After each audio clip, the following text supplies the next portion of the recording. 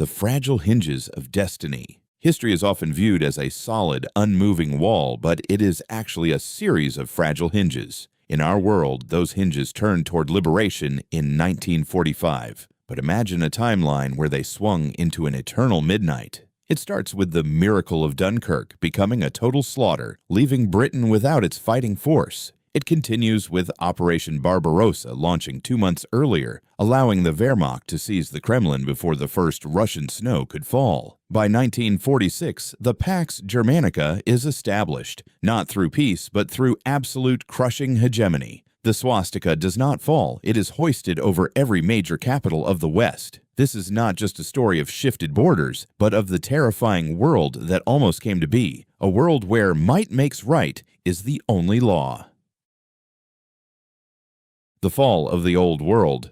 The turning point for the West arrived in 1943. In this reality, the German Luftwaffe never diverted its focus to civilian targets like London. Instead, they ruthlessly dismantled British airfields and factories, forcing a crippled United Kingdom to sign a humiliating peace treaty. Without a staging ground in Europe, the United States found itself industrially untouchable, but strategically paralyzed. Across the Atlantic, a critical delay in the Manhattan Project prevented the deployment of nuclear weapons that might have changed the tide. By 1947, the Treaty of Berlin is signed, officially redrawing the map of the world. A greater Germanic Reich now stretches from the Atlantic to the Ural Mountains, while a victorious Japanese empire dominates the Pacific. The old world has been carved up, and the American eagle has retreated, defeated and isolated to its own shores. Welthauptstadt Germania, the architecture of power. In this timeline, Berlin as we know it has been erased. In its place stands Welthauptstadt Germania, the world capital Germania. This was the megalomaniacal dream of Adolf Hitler and his lead architect, Albert Speer. The city is a forest of gargantuan granite and marble, designed to make the individual feel utterly insignificant. Its centerpiece is the Volkshalle, or People's Hall, a dome so immense it could hold 180,000 people. This structure is so vast that the breath of the crowds below creates its own internal weather system, causing indoor rain to fall from the ceiling. Leading to it is the Prachtstrasse, the Boulevard of Splendors, a 7-kilometer thoroughfare designed only for military parades, while all civilian traffic is forced into dark underground tunnels. Every stone is meant to scream a single message: the Reich is eternal, and you are nothing.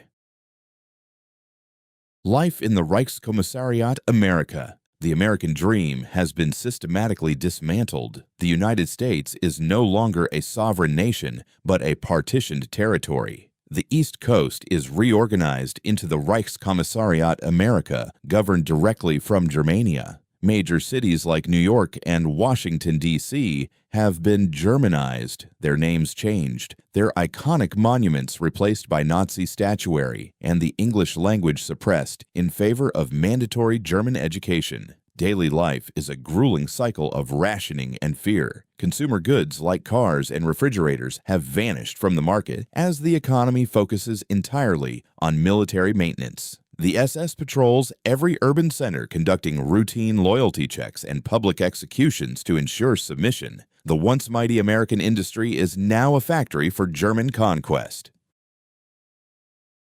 The new social order. The Reich's victory brought about the total reorganization of human life. The new man is conditioned from birth in state-run academies, where propaganda replaces history. All degenerate art and pre-war literature have been burned, and unauthorized possession of such items is punishable by death. The final solution was not merely a wartime atrocity, but a completed continental reality, followed by the systematic cleansing of the occupied territories. Society is a strict, brutal hierarchy of racial purity. While local collaborators enjoy small privileges, the majority live under heavy surveillance. The Nazi economy is a fragile system relying on slavery and the extortion of conquered domains, a model that struggles to maintain its massive, bloated military requirements.